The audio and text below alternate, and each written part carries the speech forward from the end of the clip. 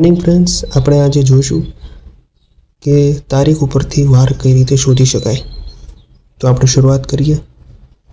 તારીખ લઈશું આપણે 3/3/2002. તેમાંથી 2002 છે તો 2000નો કોડ છે, સદીનો કોડ છે 0. એમાંથી 2001 વર્ષ આખું અને બીજું વર્ષ શરૂ છે. તો એમાંથી જાન્યુઆરીના વધારાના દિવસો છે 3, ફેબ્રુઆરી જે લીપ વર્ષ નથી એટલે 0, અને માર્ચના 3 દિવસ એટલે ટોટલ 7 દિવસ. 7માંથી આપણે અઠવાડિયાના 7 દિવસ બાદ કરીએ, 7 એકા 7 એટલે આપણને મળે 0. તો 0 એટલે છે રવિવાર. Thank you.